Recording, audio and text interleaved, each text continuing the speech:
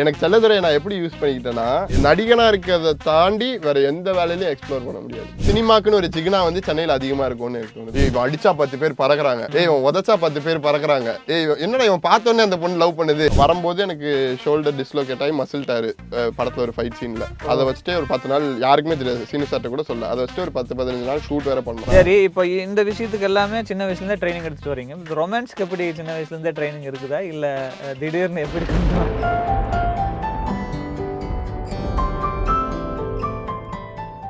வணக்கம் my dear beautiful hearts. நீங்கள் பார்த்துட்டு இருக்கிறது இல்லை பார்க்காம கேட்டுட்டு இருக்கிறது ஃபைனலி பாட்காஸ்ட் வித் என்கே. நம்ம பாட்காஸ்ட்டில் வந்து லைஃப் அண்ட் மைண்ட் ரிலேட்டடாக நிறைய பேர் வந்து தங்களோட எக்ஸ்பீரியன்ஸஸை ஷேர் பண்ணிட்டு இருக்காங்க. அந்த விதத்தில் இன்னைக்கு வந்திருக்கிற ஒரு ஜீவன் யார் அப்படின்னா, கனாக்கானம் காலங்கள்னு சொல்லிட்டு ஒரு வெப்சீரிஸ். அந்த வெப்சீரிஸில் செல்லமுத்துவா சிஎம்மா நமக்கு அறிமுகமான ஒரு நபர். அதுக்கு முன்னாடி பிளாக் ஷிப்பில் நிறைய வீடியோஸ் பண்ணியிருக்காரு.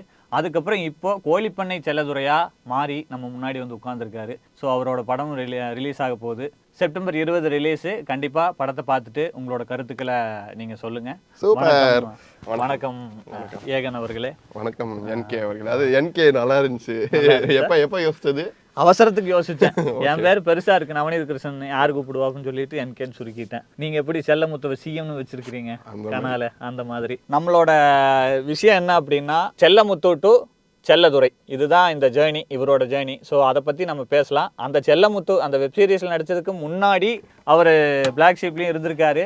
பிறந்த குழந்தையிலேருந்து நிறைய விஷயங்கள் பண்ணியிருக்காரு. ஸோ அந்த சைல்டுஹுட்லேருந்து இப்போ இந்த கோழிப்பண்ணை செல்லதுரை வரைக்கும் பேசிடலாம். ஐயா, செல்லமுத்துன்றது இன்டர்வெல். நீங்க செல்லமுத்து செல்லதுரை செகண்ட் ஹாஃப் தான். ஃபர்ஸ்ட் ஹாஃப் நிறைய இருக்கு. ஃபர்ஸ்ட் ஹாஃப்ல அப்படி என்னென்ன இருந்தது? ஃபர்ஸ்ட் ஹாஃப் படம் மாதிரியே பேசிட்டு இருக்கோம். ஃபர்ஸ்ட் செல்லமுத்துக்கு முன்னாடி பிளாக் ஷீப்க்கு முன்னாடியே கூட ஆரம்பிக்கலாம். எனக்கு இதான் சொல்லல, வீட்டில் எல்லாருமே வந்து பெரிய மூவி பஃப். வெள்ளிக்கிழமை இப்போ ஒரு படம் ரிலீஸ் ஆகுது, இல்லை 5 படம் ரிலீஸ் ஆகுது அப்படின்னா அந்த 5 படத்தையுமே அடுத்த திங்கக்கிழமைக்குள்ள பார்த்துருவோம். குடும்பமா காலையில ஷோ, மதியம் show, night show, evening show பார்த்த ஃபேமிலினா அது எங்க ஃபேமிலியா இருக்கும். ஃபிலிம்க்கே டெடிகேட்டட். ஆமா ஆமா, எல்லாருக்குமே படம் பார்க்கறது ரொம்ப பிடிக்கும் எங்க ஃபேமிலி. ஸோ அப்படிதான் இப்போ ஒரு விஷயத்த சின்ன வயசுல இருந்து பார்த்துக்கிட்டே இருக்கோம் அப்படின்னா நமக்கு என்ன தோணும்? கண்டிப்பா அது இன்ஃப்ளூயன்ஸ் பண்ணும். அந்த இன்ஃப்ளூயன்ஸ்ல தான் நமக்கு ஃபர்ஸ்ட் ஹீரோ ஆகணுன்ற இது இருக்கும். ஓகே, கொஞ்சம் புரிதல் வர வர வர வர வர நடிகர் ஆகணுன்ற ஒரு இது வந்துச்சு. ஹீரோக்கும் நடிகருக்கும் ஒரு வித்தியாசம் இருக்குல்ல. எப்படி சொல்றீங்க? ஓரளவுக்கு எனக்கு தெரியும், இருந்தாலும் உங்க சைடுல நீங்க அப்படி இப்போ சின்ன வயசுல ஹீரோ ஆகணுன்றதுக்கு ஆசை என்னவா இருந்துச்சுன்னா, இவன் அடிச்சா 10 பேர் பறக்குறாங்க, இவன் உதச்சா 10 பேர் பறக்குறாங்க, என்னடா இவன் பார்த்தோன்னே அந்த பொண்ணு லவ் பண்ணுது. அந்த ஒரு ஏஜ்ல ஹீரோ ஆகணும். அப்ப நம்ம ஒரு எக்ஸைட்மெண்ட்ல ஹீரோ ஆகணும். ஒரு வயசு ஒரு 9th 10th 8th 9th 10th இது வரும்போதெல்லாம் அப்போதான் நமக்கு நிறைய நடிகர்கள் நடிப்புனா என்ன, இப்போ கமல் சாரோட இப்போ படங்கள், விக்ரம் சார் படங்கள் இதெல்லாம் பார்ப்போம்ல. அதை இன்னும் கொஞ்சம் நம்ம புரிஞ்சிக்கிறதுக்கான மனப்பக்குவம் வரும்போது ஓகே நம்ம நடிகன் ஆகணும் அப்படின்னு இருந்துச்சு. மோர் தென் ஆக்ஷன், லவ் அதெல்லாம் தாண்டி ஒரு நடிகன் அதுவும் பண்ணணும். எல்லாமே சேர்ந்ததுதான் சினிமா. இப்போ விக்ரம் சார் கமல் சாரும் ஆக்ஷன் பண்ணுவாங்க, அவங்க அடிச்சாலும் 10 பேர் பறப்பாங்க, இருக்கு எல்லாமே சினிமா. நான் எவால்வ் ஆன புரிதலோட எவால்வேஷன் சொல்றேன். அப்படி ஒண்ணு இருந்துச்சு. அதுக்கப்புறம் இப்போ நான் கரெக்டா இந்த பிளாக் ஷிப் குள்ள வரும்போது, அதுக்கு முன்னாடி இந்த ஆக்டிங்க்கு நம்ம இப்போ தியேட்டர் டிராமாஸ் பண்ணிட்டு இருக்கும்போது அப்போ அந்த பர்ஃபார்மர்ன்ற ஒரு வார்த்தை இருக்கு. அதுதான் அந்த ஹீரோவும் நடிகரும் சேர்ந்த ஒரு வார்த்தை. ஒருத்தர் நடிக்கவும் செய்யணும், அதே டைம்ல அந்த ஹீரோக்கான கரிஷ்மாவும் இருக்கணும்ன்றவன் தான் பர்ஃபார்மர். அது ஆகணும்ன்ற ஒரு புரிதல் வந்துச்சு. இதுதான் என்னோட, நான் என்ன ஆகணும்னு புரியறதுக்கு எனக்கு அந்த ஒரு இது இருக்குல்ல, இதுதான் ஆகணும், இதுதான் ஆகிறோம். நம்ம சினிமால இப்போ கேமரா முன்னாடி வரப்போறோம்னு தெரிஞ்சிச்சு.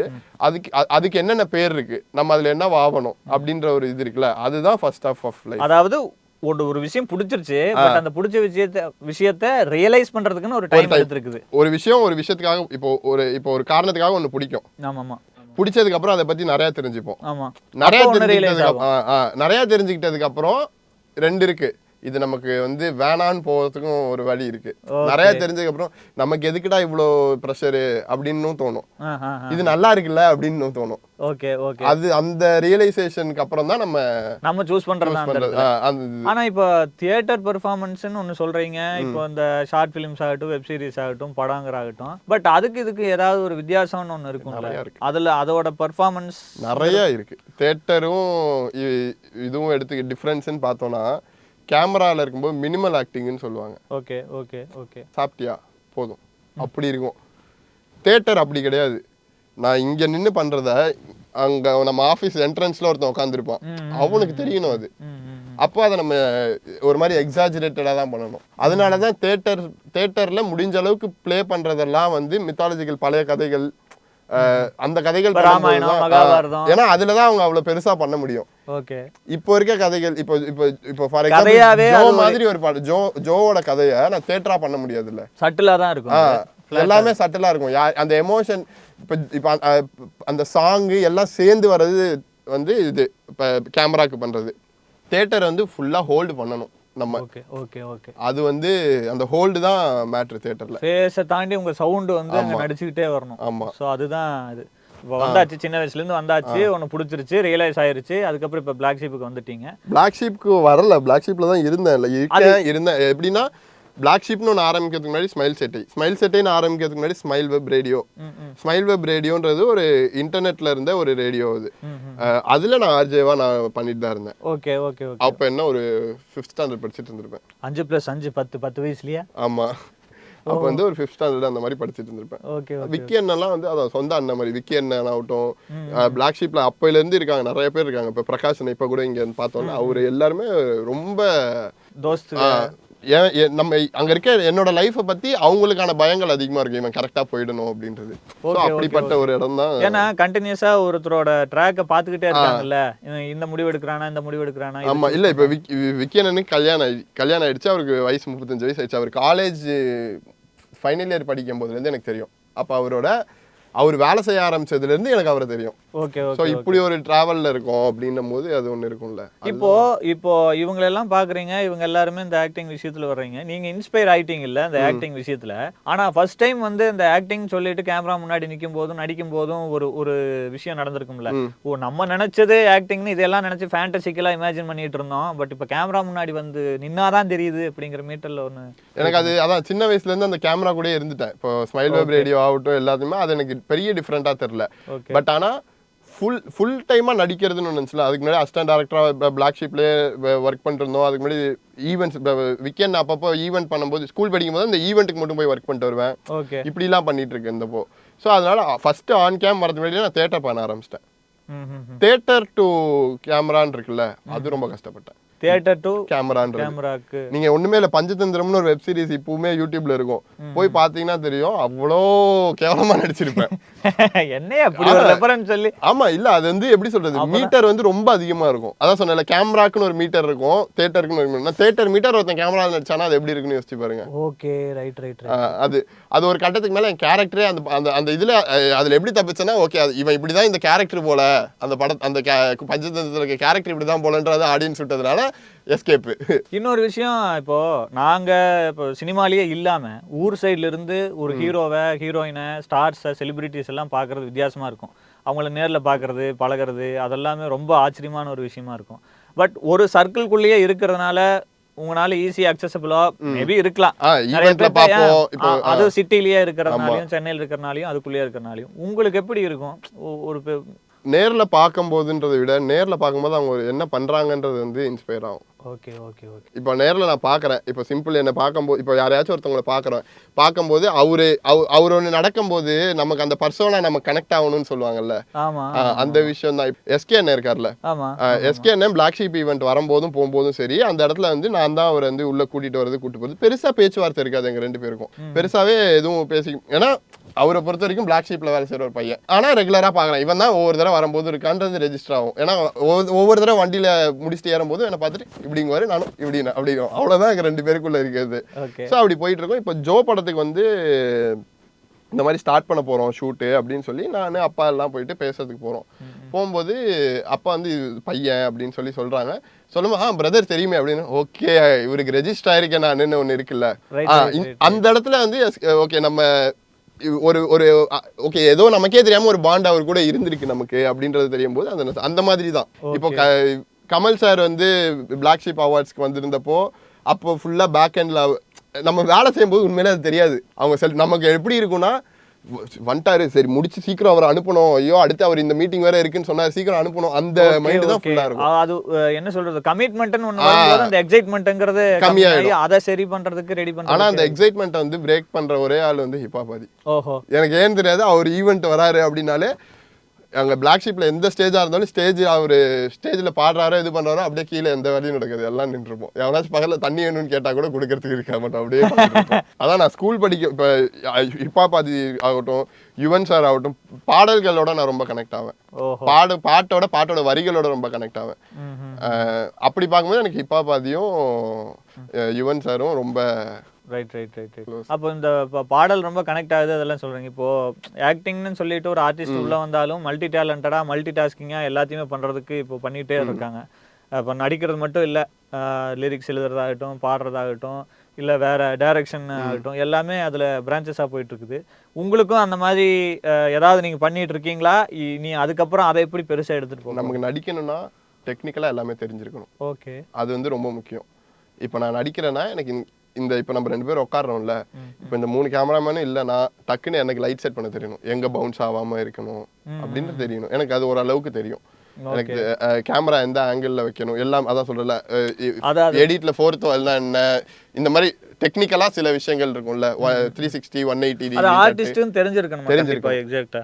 ஆமா, தெரிஞ்சிருக்கிறது நல்லது, பெட்டர். ஆமா, ஒரு பெனிஃபிட். ஸோ அப்படி நம்ம கனாகாணும் காலங்கள் ஷூட் போகும்போது தெரியுமே, சதீஷ் அண்ணா எல்லாருமே வந்து சீன் போயிட்டு ஏதாச்சும் டவுட் கேட்டு வருவேன், முடிச்சிட்டு சொல்லவா அப்படிங்குவாரு. அந்த இதுல தான் இருக்கும் சீன், அவ்வளவு எடுத்துக்கிட்டு இருப்பாங்க. அந்த கேப்ல எல்லாம் போய் டவுட் கேட்பேன், இந்த லைட் வச்சிருக்கோனே அப்போ பவுன்ஸ் தப்பா தெரியாதானே அப்படின்னு கேட்டா நிறைய இதுல அப்படிலாம் இல்ல தெரியாது, ஏன்னா அப்படி ஒரு அதுக்கு அவர் ஏன் அப்படி வச்சாருன்னு ஒரு ரீசன் தெரியும். அது எனக்கு புதுசா இருக்கும்ல. கண்டிப்பா. அந்த மாதிரி விஷயங்கள்லாம் கத்துக்கிறதுக்கு ரொம்ப பிடிக்கும். ஒரு விஷயம் பண்ணும்போதே அதை லேர்ன் பண்ணிக்கிட்டே அப்படின்னு. சரி, இந்த லேர்னிங் எல்லாமே இருக்குல்ல, இப்போ பிளாக் ஷிப்லேயே ஆகட்டும், கனாலி ஆகட்டும், இந்த லேர்னிங் எல்லாமே தியேட்டர்லேயே ஆகட்டும், இதெல்லாம் எப்படி இந்த கோழிப்பண்ணை செல்லதுறையில் உபயோகமாக இருந்தது? ஏதோ ஒரு விதத்தில் இங்கே ஹெல்ப் பண்ணியிருக்கும்ல நிறையா விஷயத்தில். கோழிப்பண்ணை செல்லதுறை வந்து இப்போ ஹீரோவாக ஃபர்ஸ்ட் படம் எனக்கு. ஆமாம். ஷூட்டிங் ஸ்பாட்டில் எனக்கு இந்த விஷயம் தெரியாது, புது பையன் அப்படின்னு சொல்லி எனக்கு எங்கேயுமே கரிசனப்பட வேண்டிய அவசியமே படலை. ஓகே, ஏன்னா அதுக்கு முன்னாடியே நான் இவ்வளோ பார்த்துருக்கேன். செட்டுக்குள்ளே இத்தனை நாள் இருந்திருக்கேன். கனாகாணும் காலங்கள்லாம் 2 வருஷம். 2 வருஷம் காலைல பல்லு வளர்க்குறது அங்கே தான். அப்படி போயிட்டு இருந்துச்சு. அதான் அப்படி போயிட்டு இருந்துச்சு. ஸோ ஒரு செட்டில் எப்படி நடந்துக்கணும், இந்த விஷயம் புதுசாக ஒருத்தன் வரவனை ஈஸியாக சொல்கிறது, அவனுக்கு நான் எப்படி நடந்துக்கணும்னு தெரில, செட்டில் யாரை எப்படி ஹேண்டில் பண்ணணும்னு தெரில, கேமராவுக்கு என்ன மரியாதை தரணும்னு தெரில, டிஓபினா என்ன மரியாதை தரணும், டேரக்டர்னா நிறைய பேருக்கு இந்த பிரச்சனை இருக்குது. புதுசாக வரவனுக்கு டேரக்டருக்கு ஒரு மரியாதை இருக்கும், டிஓபிக்கு அந்த ரெஸ்பெக்ட் இருக்காது. அவரை வந்து ஒரு எல்லா டெக்னீஷியனுக்கும் ஒரு ரெஸ்பெக்ட் வேணும்னு சொல்லுவாங்கல்ல, அதை நிறைய புதுசாக வர ஆட்களுக்கு அது கொடுக்க தெரியாது. ஏன்னா அவங்களுக்கு அந்த அண்டர்ஸ்டாண்டிங்கே இருக்காது. இல்ல டிஓபியோட பவர் தெரியல, அவ்வளவுதான். நீ கொஞ்சம் இரிட்டேட் பண்ணினா அவ்வளவுதான், டீனோவை சைடு போட்டு எரிய விட்டுருவாங்கன்றது தெரியும். ஆனா அதுக்கு வித் ஆல் டியூ ரெஸ்பெக்ட் அதுக்கு நம்ம பயந்து பண்ணணும்ல, உண்மையில அவங்களோட கஷ்டங்கள் வந்து ரொம்ப அதிகம். எப்படி இப்போ ஒரு டேரக்டர் ஒரு ஸ்கிரிப்ட் எடுத்துட்டு எல்லா இடத்துலயும் பிச் பண்ணி கிடைக்குதோ, எப்படி ஒரு ஹீரோ ஒவ்வொரு ஆடிஷனா கொடுத்து இல்ல ஒரு ஆக்டர் ஒவ்வொரு ஆடிஷனா கொடுத்து இது பண்றானோ, அந்த மாதிரி டிஓபிக்கு ஒரு பெரிய வேலை. அட்லீஸ்ட் டேரக்டருக்கு அவன் ஸ்கிரிப்டை காமிக்கிறதுக்கு ஒரு பவுண்டுன்னு இருக்கு, ஹீரோக்கு அவன் நடிச்சு காமிச்சிடலாம். ஒரு சினிமாட்டோகிராஃபர் வந்து ஸ்பாட்லயே கிரியேட் என்ன வேலை கொடுத்தாதானே காமிக்க முடியுன்ற மாதிரி இருக்கும். இப்ப ஷோரீல்னு ஒன்று காமிக்கிறாங்க, ஷோரீல் பார்க்கலாம், ஆனா இந்த இது அவன் வேலை காமிச்சாதான் பார்க்க முடியுன்றது வந்து ரொம்ப கஷ்டமான விஷயம் சினிமாட்டோகிராஃபருக்கு. அது அந்த ஸ்பாட் ரியாலிட்டியில எல்லாத்தையும் அரேஞ்ச் பண்ணி ஒர்க் அவுட் பண்ணி கொண்டு வர்றது பெரிய விஷயம் தான். இந்த கோழிப்பண்ணை செல்லதுறை ஜேர்னில நீங்க பார்த்த எக்ஸைட்டிங்கான மனிதர்கள் இல்ல இன்ட்ரெஸ்டிங்கான மனிதர்கள்னு யாராவது இருக்காங்களா? இன்ட்ரெஸ்டிங்கான ஊரு தேனி. Okay okay okay. எனக்கு எப்பவுமே ஷூட் அந்த பீப்புள் எல்லாம் பார்த்து பேசுறதுக்கு வாய்ப்பு கிடைச்சதா? கரெக்டா ஜோ ரிலீஸ் ஆகும்போது நான் அங்க தேனியில இருக்கேன். ஓகே. ஸோ அதனால எனக்கு ஒவ்வொரு நாள் படம் எப்படி ஓடுது தேனியிலன்றத அன்னைக்கு ஈவினிங் நான் பார்க்குற மக்கள் எனக்கு தெரிவிப்பாங்க. அவன் என்கிட்ட பேசுகிற எக்ஸைட்மெண்ட்ல ஓகே இன்னும் படம் செம்மையாக ஓடிட்டு இருக்கு போல, வர வயசு இந்த வயசு பசங்க பார்க்குறாங்க போல. எனக்கு தேட்டர் ஜோ படத்தை நான் தேட்டரில் பார்க்கறதுக்கு 15 நாள் ஆச்சு. எனக்கு ரிலீஸ் ஆகி 15வது நாளோ 20வது நாளோ தான் நான் தேட்டரில் பார்க்குறேன். இப்போ ஆக்சுவலாக அங்கேயே இருந்து தேனியில் ஷூட்லேயே போயிட்டு இருக்கு டெய்லி, பார்க்கவே இல்லை. அதுக்கப்புறம் அங்கே வெற்றி தேட்டர் தேனியில் ஒன்று இருக்கு, அங்கே தான் போய் பார்த்தது, நம்ம டீமாவே போய் பார்த்தோம். ஓகே. ஸோ எனக்கு அந்த இது வந்து டெய்லி தேனி எனக்கு தேனி எப்படி சொல்றதுன்னா ரொம்ப தெரியும், ஹோம் சிக் ரொம்ப அதிகமாகும் எனக்கு உடனே அம்மாவை பார்க்கணும் அம்மாட்ட பேசணும் இப்படி தோணிக்கிட்டே இருக்கும். எனக்கு தேனியை விட்டு ஷூட் முடிஞ்சு வரதுக்கு தோணல. ஊர் அவ்வளோ பிடிச்சிருச்சு. Okay okay. தேனி மக்கள் அவ்வளோ பிடிச்சிட்டாங்க. உங்களுக்கு ஏதாவது ஒரு டிஃப்ரெண்ட் ஆப்வியஸ்லி டிஃப்ரென்ஸ் இருக்கும். உங்களுக்கு எப்படி தெரிஞ்சிருக்கும்? இப்போ சிட்டி லைஃப்லேயே இருந்துட்டு இங்க இருக்கிற பீப்புள்லாம் ஒரு விதத்துல பேசுவாங்க, அங்க இருக்கிற ஆட்கள் பேசுற விதங்கிறதே வேறையா இருக்கும். சிட்டில இருக்கவங்க இப்போ வீடை பூட்டிப்பாங்க, பக்கத்து வீட்டுல என்ன இருக்குன்னு பார்க்க மாட்டாங்க அப்படிலாம் சொல்றாங்கல்ல, எனக்கு அதெல்லாம் இல்லைன்னு தான் தோணுது. எல்லாரும் அப்படி கிடையாது. ஆக்சுவலா வெளியில இருந்து இங்க வந்தவங்க ஒரு சில சம்பவங்கள் நடந்தனால மேபி பயந்து அந்த மாதிரி பண்றது. எனக்கு ஏன்னா நான் பிறந்தது திருச்சி, 2004 இருந்து எல்கேஜில இருந்து சென்னையில தான் இருக்கேன். ஓகே. ஒரு நாள் கூட எனக்கு அப்படி ஒன்று நடந்தது இல்லை. இங்க ரோட்ல ஒருத்தன் விழுந்தா ஒருத்தன் போய் தண்ணி குடுக்குறான். எந்த ஊர்ல இருந்தாலும் விழுந்தா தண்ணி குடிப்பான். மனிதாபிமானம்ன்றது எல்லா இடத்துலயும் ஒண்ணுதான். எனக்கு அதனால அந்த டிஃபரன்ஸ் தெரியல. பட் நான் கேக்குறது எப்படின்னா பேசுற விதத்துல சொல்றேன். பேசுற விதத்துல ஒரு யதார்த்தமா அவங்க பாட்டுக்கு ஏதோ ஒன்று பேசி எனக்கு எல்லாம் ஃபர்ஸ்ட் பயம் இருந்துச்சு. இந்த மதுரை தேனி அந்த சைட்ல பேசும்போது அவங்க பாசமா பேசுறது டிமாண்டிங்கா பேசுற மாதிரி இருக்கும். ஒரு ஆர்டர் மீட்டர்ல உரிமை எடுத்துட்டு அந்த இது இருக்குல்ல. இப்போ நான் இப்போ என்ன ரியாக்ட் பண்ணணும் அப்படின்ற மாதிரி ஒரு பையன் அங்கெல்லாம் வந்து டெய்லி வருவார். டெய்லி வந்துட்டு ஷூட் படம் ஜோ பார்த்ததுக்கப்புறம் இன்னைக்கு என் வீட்டுக்கு வரீங்க சாப்பிடணும் அப்படின்னாரு. ஃபுல்லாக ஷூட் பேக்கடாக போச்சு. ஆனால் ஒரு நாள் போய் சாப்பிட்டு அவங்க வீட்டில் இருந்துட்டு வந்தால் அது நல்லா இருந்துச்சு. அது ரொம்ப சின்ன ஊரா, இப்போ ஷூட்டிங் போகுதுன்னா அந்த ஊர் ஃபுல்லாக நான் தான் அந்த படத்தோட ஹீரோன்னு தெரிஞ்சிருது. எங்கே போனாலும் நம்ம சும்மா நடந்து போகும்போது பேசிக்கிறாங்கன்னு தெரியும். ஆனால் நம்மளோட ப்ரைவசியை நம்ம கொடுத்துருவாங்க, எதுவும் கேட்க மாட்டாங்க. அதெல்லாம் ரொம்ப நல்லா இருந்துச்சு தேனியில். சென்னையில் வந்து பேச யோசிப்பாங்க. எல்லாரும் என்ன மாதிரி எக்ஸ்ட்ரீம் எக்ஸ்ட்ரோவர்ட்டா இருக்க மாட்டாங்கல்ல, பேச யோசிப்பாங்க மற்றவங்க எல்லாம். அந்த ஊர்ல அப்படி யாருமே யோசிச்ச மாதிரி எனக்கு தெரியல. ஒரு ஃப்ளோல அவங்க பாட்டுக்கு மேபி இங்க வந்து இவரு இந்த மாதிரி எப்படின்னு இப்ப நான் பேசினா இவர் ஒழுங்கா ரியாக்ட் பண்ணுவாரா, இவர் பேசாம போயிடுவார், இதெல்லாம் ஒண்ணு இருக்குல்ல. அதெல்லாம் அங்க யாருக்குமே கிடையாது. என்ன நான் பேசுறேன், அவன் பேச போறான், அதுக்கு மேல என்ன இருக்கு அவனுக்கு, அந்த ஒரு மைண்ட் செட்ல தான் இருப்பாங்க. சினிமாக்குன்னு ஒரு ஜிகினா வந்து சென்னையில அதிகமா இருக்கும்னு எனக்கு தோணுது ஊரை விட. நீ சொன்னீங்க ஊர்ல இருக்கிறத விட சென்னையில இருக்குன்னு, எனக்கு சென்னையில அதோட ஜிகினா அதிகம்னு தோணுது. ஜிகினா மீன்ஸ் எக்ஸாஜரேஷன் இல்ல. இவரு ஒரு யூடியூப் இன்ஃப்ளூயன்சர் ஆகட்டும், இன்ஸ்டாகிராம் இன்ஃப்ளூயன்சர் ஆகட்டும், இவங்களுக்கும் இங்க சென்னையில ஒரு பெரிய இதுவா ஒண்ணு கொடுக்குறாங்கல்ல. மத்த ஊர்ல படத்துல நடிச்சவங்களுக்கே அவ்வளவு பெருசு இல்ல. எல்லாருமே ஒர்க் பண்றாங்க, எல்லாருமே இது பண்றாங்க. அவங்க இப்ப போன்ல என்ன பாத்திருக்காங்க, படத்துல என்ன பாத்திருக்காங்கன்னா எனக்கு இவனை தெரியும்ன்ற மைண்ட் செட் வந்துடுறாங்க ஊர்ல இருக்கவங்க எல்லாம். எனக்கு இவனை தெரியுமே, அவன் பார்த்தோம்ல நல்லா பண்ணிருக்கடா அப்படி வந்துடுறாங்க. சிட்டில அப்படி இல்ல. சிட்டில வந்து அந்த கொஞ்சம் அந்த இன்ட்ரோவர்ட்னஸ் இருக்குல்ல, அது வந்து அவர் பேசுவாரான்னு அந்த இது வந்து ஹெசிடென்ட்டா இருக்காங்க. இப்போ இவ்வளோ விஷயங்கள் கற்றுக்கிட்டு கோழிப்பண்ணை செல்லதுரை ஷூட்டிங்லேயும் இவ்வளோ ஈஸியாக தான் இருக்குது. பட் உங்களுக்கு எது ஈஸி இல்லைன்னு தோணுச்சு, எது புதுசாக இருந்துச்சு? ஏகனும் செல்லதுரையும் ரெண்டு எக்ஸ்ட்ரீம், வேற டோட்டலா வேற. எந்த வகையிலுமே இந்த ஒரு விஷயம் இவனும் ஒண்ணு கிடையாது. என்னோட பர்சனல் கேரக்டரும் படத்துல இருக்க செல்லதுரைன்ற கேரக்டரும். எனக்கு அதை முடிச்சுட்டு சென்னை வரும்போது எனக்கு ஷோல்டர் டிஸ்லோகேட் ஆகி மசில் டயர் படத்துல ஒரு ஃபைட் சீன்ல அதை வச்சுட்டு ஒரு 10 நாள் யாருக்குமே தெரியாது, சீனு சார்ட்ட கூட சொல்ல, அதை வச்சுட்டு ஒரு 10-15 நாள் ஷூட் வேற பண்ணோம். யார்ட்டையுமே நான் சொல்லலை, சொன்னா இதுவாயிடும். ஏன்னா ஆர்டிஸ்ட்லாம் இருக்காங்க, யோகி பாபு சார் இருக்காரு, யோகி பாபு அண்ணெல்லாம் வந்து இருக்காரு. அவரு ஒரே ஷெடியூல்ல நமக்கு பணம் பண்ணி கொடுத்தாரு, ஒரே ஷெடியூல்ல பண்ணி கொடுத்தாங்க.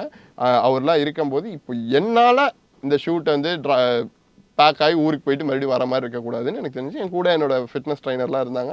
அவங்களாம் ப்ரோ வாய்ப்பே இல்லை ப்ரோனாரு, அமைதியாக இருங்க எனக்கு இது பண்ணுங்கன்னா. அது ஒரு கட்டத்துக்கு மேலே இப்படி ஆச்சு, ஷோல்டர் இறங்கிடும், வந்து இப்படி லாக் பண்ணி தூக்கி இறச்சி விடுவாங்க. அப்படி போச்சு அந்த ஷூட் ஃபுல்லாக. இதெல்லாம் முடிச்சதுக்கப்புறம் அதான் சென்னை வரோம், சர்ஜரி நடக்குது, எல்லாம் பண்ணுது. இந்த ரெண்டு எக்ஸ்ட்ரீமை நான் ஒன்று இது பண்ணல. இது மேபி நான் ஃபர்ஸ்ட் படத்தில் இது பேசுறதுனால ரொம்ப ஓவராக பேசுகிறாங்கன்ற மாதிரி ஃபீல் ஆகலாம் பார்க்குறவங்களுக்கு. இந்த ரெண்டு எக்ஸ்ட்ரீமில் இருக்கும்போது எனக்கு இந்த இடத்துக்கு போயிட்டேன். சென்னைக்கு வந்தாச்சு, இப்போ ஏகனா மாறியாச்சு. மாறல, அதான் சொல்கிறேன். சென்னைக்கு வந்துட்டேன், என்னால் ஏகனுக்கு போக முடியல. ஓஹோ. ரொம்ப இப்போ நான் பேசிக்கினே இருக்க ஆளு. நான் இதில் செல்லதுரை வந்து நான் கான்வர்சேஷனுக்குலாம் பயப்பட ஆரம்பிச்சிட்டேன். ஓஹோ. இப்படி ஒரு மைண்ட் செட் போகுது, ரியாக்ஷன் இல்லை, சிரிப்பு வர மாட்டேங்குது. இப்படி ஆகுது. பசங்க அஜய் சஞ்சய் நந்தான்லாம் பசங்க இருக்காங்க, இவனுங்களாம் என்னடா பண்ற, என்னடா ஆச்சுன்னு அவனுங்க டைரக்டாவே கேட்க ஆரம்பிச்சிட்டாங்க. ஏதோ மூட் ஆஃப் ஆன மாதிரி. எப்பவுமே ஒரு ஜோன் அவுட்லயே இருந்தா எப்படி இருக்கும், ஓகே அந்த மாதிரி ஆயிடுச்சு. அதுல இருந்து வெளியே வர்றதுக்கு தான் டைம் சிம்பிள். எனக்கு நான் அதுக்கப்புறம் கொஞ்சம் வெளியே வந்ததுக்கு அப்புறம் யோசிச்சது, ஒருவேளை நான் சென்னை வந்துட்டு உடனே ஏதாச்சும் ஒரு ஃப்ரெண்ட்ஸ் கூடயோ ஃபேமிலி கூடயோ ஒரு 2 நாள் ட்ரிப்பா எங்கேயாச்சும் போயிட்டு வந்திருந்தாலும் இல்ல ஒரு நாள் எந்த ப்ரெஷரும் இல்லாம சும்மா ஜாலியா சுத்திட்டு வந்திருந்தாலும் சரியா இருக்கும். வந்தோடனே ஷோல்டர் சர்ஜரி 6 மாசம் வீட்டுல 2 மாசம் வீட்டுல உட்காந்துட்டேன். அதுக்கப்புறம் அதுக்கப்புறம் அப்பதான் சரி வெளியே போக ஆரம்பிக்கலாம். பேட்மிண்டன் ஆடுறேன், கால் உடஞ்சிடுச்சு. கால் உடஞ்சி மறுபடியும் 3 மாசம் வீட்டுல. சோ நான் இந்த செல்லதுரையா இருக்கேன். செல்லதுரையை சப்போர்ட் பண்றதுக்கு இது நடந்துகிட்டே இருக்கு. நான் தனியாவே இருக்கேன். என்ன ஒரு டிராமா மாதிரி சொல்றீங்க? ஏன்னா அதுக்குன்னே அப்படியே நடக்கிற மாதிரி, அதுக்கு சிங்காய் நடக்கிற மாதிரி இருக்கு. சரி, அப்படி ஒரு செல்லதுரையா நடிக்கிறீங்கல்ல, அதுல 2 டாஸ்க்கு நிறைய ஹீரோஸ் வந்து நிறைய ஆர்டிஸ்ட் வந்து ஃபேஸ் பண்ற ஒரு சேலஞ்ச் என்னன்னா, ஒன்னு ஆக்ஷனு, இன்னொன்னு ரொமான்ஸ். இப்போ உங்களுக்கு எப்படி அது இந்த ஆக்ஷனும் ரொமான்ஸும்? நான் வந்து 4th ஸ்டாண்டர்ட்ல இருந்து பவர் பாண்டியன் மாஸ்டர்னு YMCAல கிளாஸ் எடுக்கிறாரு. ஆமா, Suriya sir, Karthi sir, Sathyaraj sir எல்லாருக்குமே அவரு தான். சினிமாவில் ஒருத்தர் புதுசா வரணும்னா அவர்கிட்ட தான் வரணும். அவர்கிட்ட 4th ஸ்டாண்டர்ட்ல இருந்து நான் போறேன். நாங்க போனா பாதி நிறைய பேருக்கு சொல்லி தருவேன் ஸ்டண்ட். ஸோ அப்படி இருந்ததுனால stunt was easy for me. அப்போ இருந்தே சண்டை செஞ்சுட்டு தான் இருக்கீங்க. ஓகே. பாண்டியன் மாஸ்டர்லாம் வந்து எனக்கு அப்பா மாதிரி. ஸோ அதனால இப்போ அது பெரிய அப்போ உனக்கு சிலம்பம் பண்ணுவேன், ஜிம்னாஸ்டிக்ஸ் பண்ணுவேன், இது எல்லாமே இருக்கு. இதெல்லாம் கம்பைண்டா இருக்கும்போது இந்த இடத்துல அது ஈஸியா இருக்கு. சரி, சின்ன வயசு அதான் சொன்னேன், சின்ன வயசுல ஹீரோ ஆகணும் முடிவு பண்ணியாச்சு. ஹீரோ என்ன பண்றாரு, டான்ஸ் ஆடுறாரு, ஃபைட் பண்றாரு, ரெண்டுத்துக்கும் கிளாஸ் போ. ரைட். அதுக்கப்புறம் ஆக்டர்னு தெரிய ஆரம்பிச்சு, வா ஆக்டிங் கத்துக்கலாம். அதுக்கப்புறம் பர்ஃபார்மர்னு தெரிஞ்சு, வா இது ரெண்டுத்தையும் எப்படி சேர்க்கறதுன்றப்பதான் எனக்கு மற்ற ப்ராஜெக்ட்ஸ்லாம். சரி, இப்போ இந்த விஷயத்துக்கு எல்லாமே சின்ன வயசுல இருந்தே ட்ரைனிங் எடுத்துட்டு வரீங்க. ரொமான்ஸ்க்கு எப்படி சின்ன வயசுல இருந்தே ட்ரைனிங் இருக்குதா, இல்ல திடீர்னு எப்படி கொண்டு வந்தீங்க? ரொமான்ஸ்ன்றது படம் பார்த்தா தெரியும் ரொமான்ஸ் எப்படி இருக்குன்னு. நானே சொல்லக்கூடாது ரொமான்ஸ். இப்போ ஃபைட்ட வந்து நான் கான்ஃபிடென்ட்டா சொல்லலாம். நீங்க ஒன்னு பண்ணிருக்கீங்க, அத நடிக்கும் போது நர்வஸா இருந்துச்சான்னு கேக்குறீங்க. கரெக்ட்டா? நீங்க பார்த்து கத்துக்கிட்டீங்கன்னா ரொமான்ஸ்ங்கறதா, இல்ல உங்களோட லைஃப்லயே இருந்ததா, அது ஈஸியா இருந்ததான்னு கேக்குறேன். லைஃப்லயே இருந்தாலும் சரி, பார்த்து கத்துக்கிட்டாலும் சரி, அங்க கூட இருக்கவங்களோட கம்ஃபர்டபிலிட்டி தான் மெயின். ஓகே. இப்போ எனக்கும் அது கம்ஃபர்டபிளா இருக்கணும், ஆப்போசிட்ல இருக்கவங்களும் கம்ஃபர்டபிளா இருக்கணும். கண்டிப்பா, அதான் முக்கியம். ஆமா. இப்போ இந்த படத்தை பொறுத்த வரைக்கும் நானும் பிரகிடாவும் ஒரே காலேஜ், 2 பேரும் பிளாக் ஷீப், 2 பேருமே இப்போ ஒண்ணா படம் பண்றோம். ஸோ எனக்கு பெரிய டிஃபரன்ஸ் தெரியல. ரொம்ப வருஷமா பார்த்துட்டு இருக்க பொண்ணு மேபி அடுத்து ஒரு படம் பண்ணும்போது யாருனே தெரியாத ஒரு ஹீரோயின் வரும்போது இந்த கேள்வி கேட்டா அதுக்கு எனக்கு பதில் இருக்கும். எனக்கு பதில் இல்ல. எனக்கும் செல்லதுரைக்கும் பெரிய டிஃபரன்ஸாவே நான் பாக்குறது வந்து என் கூட தம்பி தான் இருக்கான். ஸோ இந்த கூட ஒரு பொண்ணோட வளர்ந்த இது எனக்கு கிடையாது. செல்லதுரை அண்ணன் தங்கச்சி. ஆமா, எனக்கு செல்லதுரையை நான் எப்படி யூஸ் பண்ணிக்கிட்டேன்னா, எனக்கு அந்த ஆசை இருக்குல்ல, என் கூடயே ஒரு தங்கச்சி இருந்தா எப்படி இருக்குன்னு, அந்த ஆசையை இதுல நிறைவேற்றிக்கிட்டேன். அவ்வளவுதான். இப்போ சத்யான்னு ஒரு பொண்ணு தான் நடிச்சிருந்தாங்க. அதுல சத்யா வந்து ஆல்ரெடி இன்ஸ்டாகிராம் இன்ஃப்ளூயன்ஸர் நிறைய பண்ணிருக்காங்க. அவங்க நடிச்சிருக்காங்க. இப்போ வரைக்கும் அவங்க வந்து பாப்பான்னு தான் கூப்பிடுவேன். அந்த படத்துல ஸ்டார்ட் ஆனது எனக்கு அது ஒரு பாண்ட் கிரியேட் பண்ணிட்டோம். அது அப்படியே டிராவல் பண்ண வேண்டியதான் அப்படின்றது தான் அது. அதான் எனக்கு இல்லாத ஒண்ணு சினிமாவில் அது ஒரு பெரிய பிளஸ். நம்மகிட்ட இல்லாத ஒண்ணு நிறைவேற்றிக்கலாம் படம் மூலியமா. ஓகே. இப்போ ரொமான்ஸ் நர்வஸா இருக்கு, ரொமான்ஸ் இல்லாத ஒண்ணு நிறைவேற்றிக்கலாம். அந்த மாதிரி தான். ரைட். இப்போ நான் கலெக்டர் ஆகணும்னா அதுக்கு உட்காந்து UPSC எக்ஸாம் படிக்கணும், எழுதணும், பாஸ் ஆகணும். ஒரு படத்துல கலெக்டரா நடிச்சா அந்த சரௌண்டிங்ல ஒரு நாள் 2 நாள் ஷூட்டா உட்காந்துட்டு போயிடலாம். இல்ல இங்க இல்லாட்டி பயங்கரமா இந்த இங்கிலீஷ் பேசிட்டு பயங்கரமான ஒரு லைஃப் ஸ்டைல் எல்லாம் வாழ்ற ஒரு இதுன்னா அது சினிமால. இங்கே தான் இருக்கேன். திடீர்னு நான் வந்து யூஎஸ்ல ஒரு ஐடி கம்பெனில வேலை செய்யற கதை அப்படின்னா நான் யூஎஸ் போயிட போறேன். அங்கே ஐடி கம்பெனில இருக்கவங்களை பத்தி தெரிஞ்சுப்பேன், அதை பத்தி இது பண்ணுவேன், எக்ஸ்ப்ளோர் பண்ணலாம்ல. நடிகனா இருக்கிறத தாண்டி வேற எந்த வேலையிலயும் எக்ஸ்ப்ளோர் பண்ண முடியாது. ஐ மீன் வெரைட்டியான லைஃப் ஸ்டைல வாழ்றது வித்தியாசம். எல்லா விஷயத்தையுமே சொல்றேன், எல்லா வகையிலுமே எக்ஸ்ப்ளோரேஷன்ன்றது வந்து ஆக்டருக்கு ரொம்ப அதிகம் நான் பார்த்த வரைக்கும்.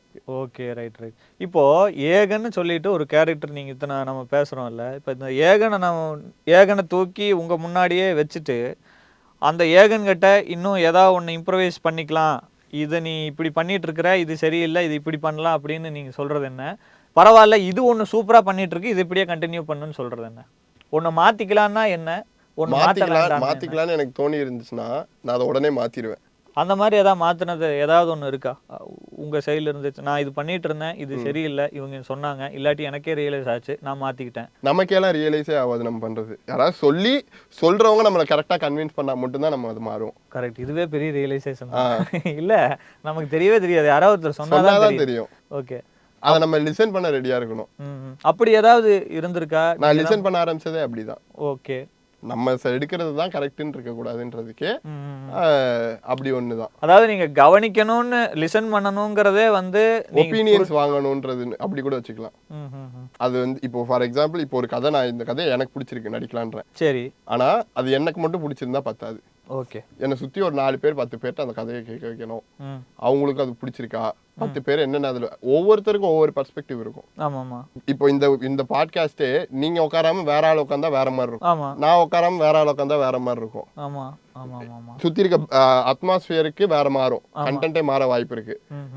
அந்த மாதிரி ஒவ்வொருத்தவங்களுக்கும் ஒவ்வொரு அட்மாஸ்பியருக்கும் ஒவ்வொரு பெர்ஸ்பெக்டிவ் இருக்கும். அது எல்லாத்தையும் தெரிஞ்சுக்கிட்டு டிசிஷன் நம்ம எடுக்கணும் அப்படின்றதே பெரிய லேர்னிங். அது இப்போ ரீசெண்டாக கற்றுக்கிட்டது. ஏதோ ஒரு விஷயம் வந்து மாற்றிக்க வேண்டாம், இதை நீ இப்படி பண்ணிட்டு இருக்க, இதுதான் சரின்னு தோணுது, இதை அப்படியே கண்டினியூ பண்ணலாம் அப்படின்னு தோன்றது என்ன விஷயமா இருக்கும்? இப்போ வரைக்கும் ஆக்டிங்கை தவிர சைடில் இது ஒன்று பண்ணலாம் அப்படின்னு எனக்கு தோணுனதே இல்லை. அதை மாற்றிக்க வேணான்னு தோணும். Okay, right. இப்போ நான் கனாலிருந்து பார்த்துட்டு வர்றேன், இந்த ஒரு 100ல் 4 பேர் தான் இந்த பங்க்சுவாலிட்டிங்கிறது வந்து மெயின்டைன் பண்ணிகிட்டே வராங்க. இந்த 100ல் 4 பேர் இந்த பங்க்சுவாலிட்டி மெயின்டைன் பண்ணுறதுனால 96 பேருக்கு அது பெரிய கில்ட் ஆயிடுது. இன்னைக்கு கூட நீங்கள் முன்னாடி வந்துட்டீங்க, நான் வர்றதுக்கு லேட் ஆயிடுச்சு, சென்னை டிராஃபிக்கில் நானும் மாட்டேன். டிராஃபிக்கில் தான் நானும். ஆமாம், நீங்கள் முன்னாடியே கிளம்பிட்டீங்க, நானும் கொஞ்சம் முன்னாடி கிளம்புனேன், வர முடியல. ஆனால் இந்த பங்க்சுவாலிட்டிங்கிறது எங்கே யாருக்கிட்ட பிடிச்ச இந்த விஷயம்? பங்க்சுவாலிட்டின்றது ஒரு பெரிய போதை. என்னது? பங்க்சுவாலிட்டின்றது ஒரு பெரிய போதை. ஓஹோ.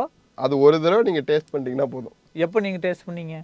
எந்த சமயத்திலிருந்து? அது ஸ்கூல் காலேஜ்ல இருந்து. ஓஹோ. இப்போ ஒரு ப்ராஜெக்ட் நாளைக்கு சப்மிட் பண்ணு அப்படின்னாங்கன்னா நான் முடிஞ்ச அளவுக்கு இன்னைக்கு சப்மிட் பண்ண பார்ப்பேன். அப்போ இந்த ப்ராஜெக்ட் மட்டும் இல்லை, அப்போ அந்த காலேஜ் ப்ராஜெக்ட்லேருந்தே அந்த பங்க்சுவாலிட்டி. மேபி அந்த பங்க்சுவாலிட்டி எங்கள் அம்மாட்ட இருந்து கூட எனக்கு வந்திருக்கலாம். எங்கள் அம்மா தான் அது சின்ன வயசுலேருந்து டைமிங்க்கு இருக்கிறது எல்லாமே இருக்குல்ல. ஓகே. அது ஸோ அம்மாட்ட இருந்து கூட அது வந்திருக்கும். Okay, right right right. இன்னும் உங்கள் சைட்லேருந்து நீங்கள் ஏதாவது சொல்ல விரும்புகிறீங்களா கடைசியாக இந்த கோழிப்பண்ணை செல்லதுரை விஷயத்துலையோ? சின்ன வயசுலேருந்து ஒரு மாதிரி கேடிவி பார்த்து வளர்ந்த பையன் நான். கேடிவியில் இருக்க ஃபேமிலி எமோஷன்ஸாக பார்த்து வளர்ந்தவன். ஃபேமிலி தான் எல்லாமே. ஸோ அப்படி இருக்க பையன் நான் வந்து அதனால தான் இப்போ ஃபஸ்ட்டு ஒரு படம் பண்ணும்போது அது ஃபேமிலி ஸ்கிரிப்டாக வரும்போது எனக்கு ரொம்பவே ஹார்ட் டச்சிங்காக இருக்குது. கண்டிப்பாக நீங்கள் எப்படி சும்மா வீட்டில் வேலை பார்க்கும்போது கேடிவி போட்டால் அப்படியே வீடே உட்காருமோ ஒரு படம் ஓடும்போது, அந்த மாதிரியான படம் தான் கோழிப்பண்ணை செல்லதுரையும். எல்லாருக்குமே அவன் ஃபேமிலியோட கனெக்ட் ஆகும். செப்டம்பர் 20 கோழிப்பண்ணை செல்லதுரை ரிலீஸ் ஆகுது. மறக்காம தியேட்டர்ஸ்ல பாருங்க. அண்ட் சூப்பரா பண்ணிட்டு இருக்கீங்க. ஆஃப் த கேம்ல இருந்து ஆன் கேம் வந்ததே சந்தோஷம். நன்றிங்க ஐயா. நல்லா பண்ணுங்க.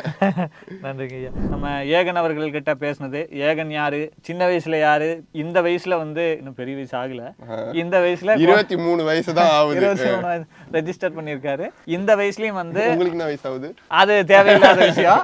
சரியா? ஸோ இந்த ஜேர்னில இந்த விஷயங்கள் பார்த்துட்டு வந்திருக்காரு, இதெல்லாம் ரியலைஸ் பண்ணிட்டு வந்திருக்காரு. ஸோ இந்த ஒரு கான்வர்சேஷன் உங்களுக்கு எங்கேஜிங்காக இருக்கும்னு நினைக்கிறேன்.